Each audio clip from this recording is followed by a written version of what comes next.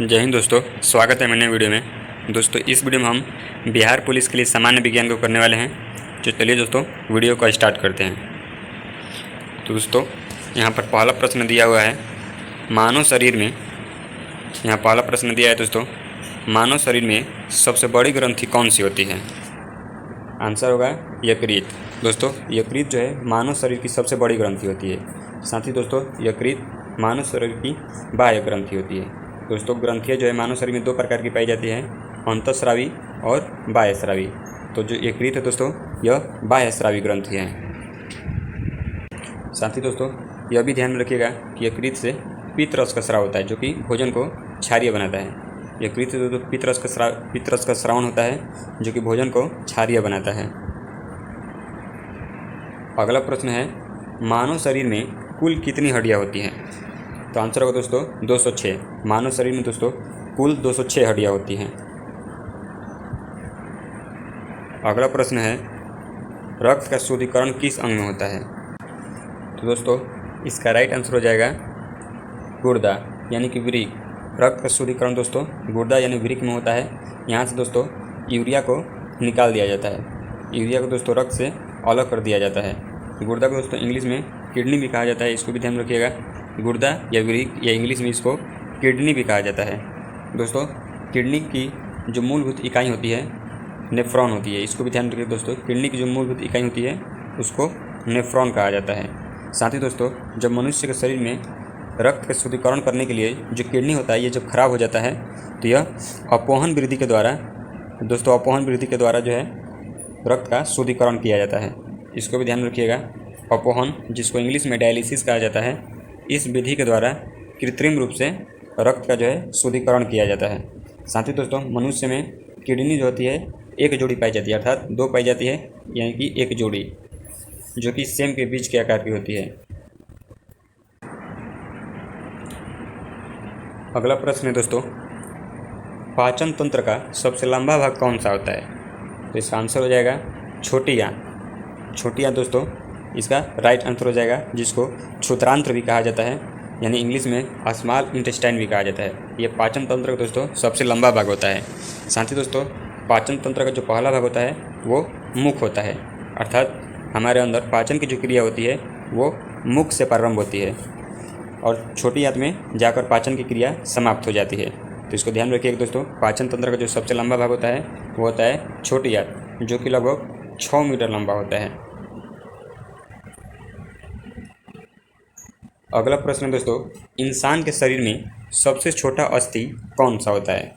सबसे छोटा अस्थि दोस्तों अर्थात हड्डी कौन सा होता है? तो मानव के शरीर में सबसे छोटी हड्डी स्टेपिस होती है दोस्तों, जो कि कान में होती है। कान में दोस्तों 3 प्रकार की हड्डी पाई जाती है।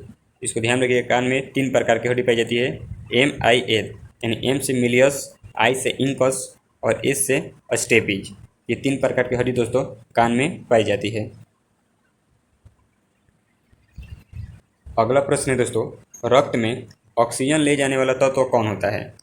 तो दोस्तों रक्त में ऑक्सीजन का जो वहन करता है वो होता है ऑक्सीजन, हीमोग्लोबिन, माफ़ कीजिएगा, इसका राइट आंसर हो जाएगा हीमोग्लोबिन। रक्त में ऑक्सीजन जो है इसको ले जाने का काम कौन करता है? तो हीमोग्लोबिन। हीमोग्लोबिन दोस्तों अपने साथ रक्त के 4 अणुओं को बांधे रखता है। इसको भी ध्यान रखिएगा, ये अपने साथ ऑक्सीजन के, हीमोग्लोबिन जो होता है अपने साथ ऑक्सीजन के 4 अणुओं को बांधे रखता है।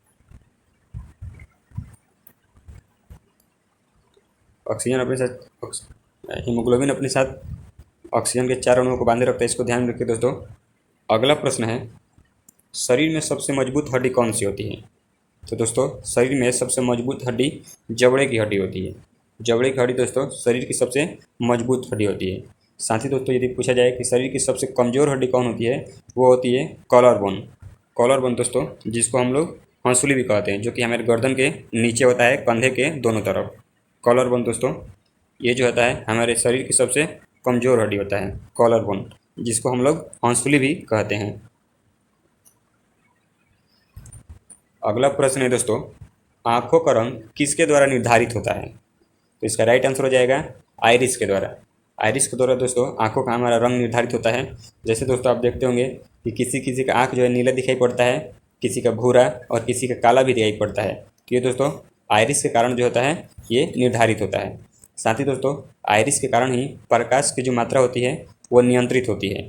आयरिस के द्वारा दोस्तों प्रकाश की मात्रा नियंत्रित होती है। अगला प्रश्न है दोस्तों, लाल रक्त कोशिका का जीवन काल कितना होता है?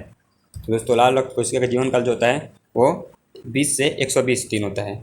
इसको 20 से दोस्तों 120 दिन होता है। इसका राइट आंसर हो जाएगा 120।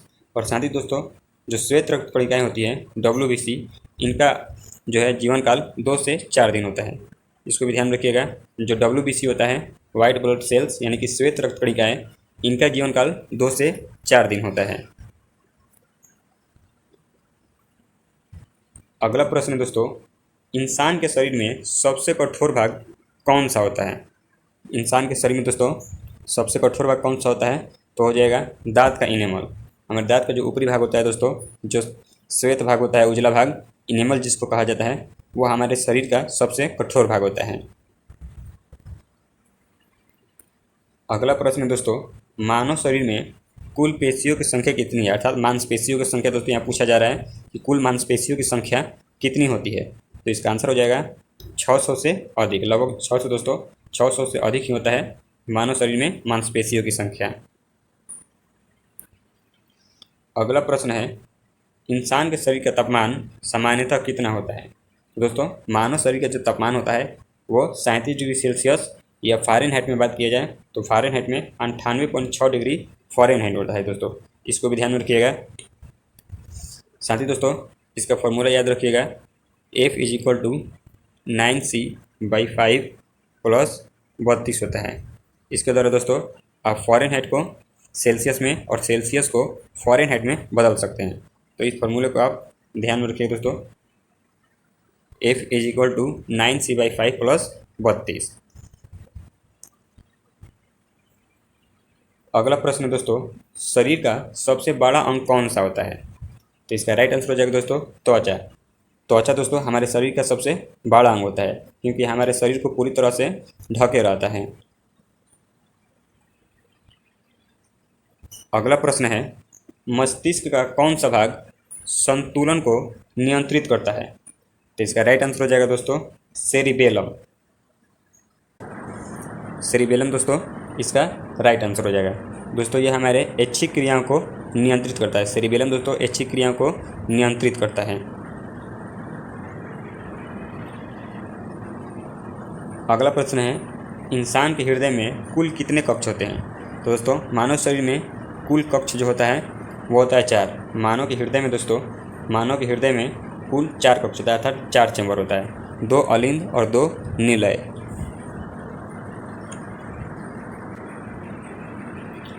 अगला प्रश्न है दोस्तों, शरीर में थायराइड ग्रंथि कहाँ स्थित होती है? तो दोस्तों मानव शरीर में थायराइड ग्रंथि जो होती है वो गले में स्थित रहती है।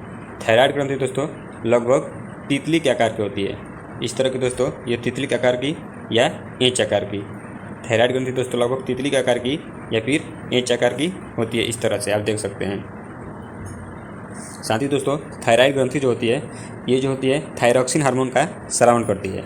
साथ ही दोस्तों आयोडीन की कमी के कारण, आयोडीन की जब कमी होती है तो थायराइड जो है दोस्तों घट या बढ़ जाता है। आयोडीन की कमी या बेसी होने से दोस्तों हमारा थायराइड बढ़ या घट जाता है। साथ ही दोस्तों आयोडीन की कमी होने से हमें गोलकोंड जो होता है रोग हो जाता है। इसको भी ध्यान रखिएगा। अगला प्रश्न है, सबसे अधिक ऊर्जा देने वाला पोषक तत्व कौन सा है? सबसे अधिक ऊर्जा देने वाला पोषक तत्व कौन सा है? तो दोस्तों इसका राइट आंसर हो जाएगा वसा। वसा दोस्तों सबसे अधिक ऊर्जा देने वाला पोषक तत्व है, क्योंकि दोस्तों 1 ग्राम वसा से 9.3 किलो कैलोरी ऊर्जा प्राप्त होती है। 1 ग्राम वसा से 9.3 किलो कैलोरी ऊर्जा प्राप्त होती है। अगला प्रश्न है, रक्तचाप की सामान्य रेंज क्या होती है? तो दोस्तों रक्तचाप की सामान्य रेंज 120/80 mmHg होती है। दोस्तों रक्तचाप की सामान्य रेंज 120/80 mmHg होती है। साथ ही दोस्तों रक्तचाप जो है ये हाइपोथैलेमस के द्वारा मस्तिष्क के अग्रभाग जो होता है उसका, मस्तिष्क का अग्रभाग का एक अन्य भाग हाइपोथैलेमस होता है जो रक्तचाप को नियंत्रित करता है। अगला प्रश्न है दोस्तों, लार में कौन सा एंजाइम पाया जाता है? तो दोस्तों लार में मुख्य रूप से टाइलिन एंजाइम पाया जाता है। दोस्तों टाइलिन एंजाइम मुख्य रूप से लार में पाया जाता है। इसके साथ ही लाइसोजाइम, लाइसोजाइम, डायस्टेज और साथ ही म्यूलिन एंजाइम भी पाया जाता है। अगला प्रश्न है, इंसान की आँख कितने मेगापिक्सल की होती है?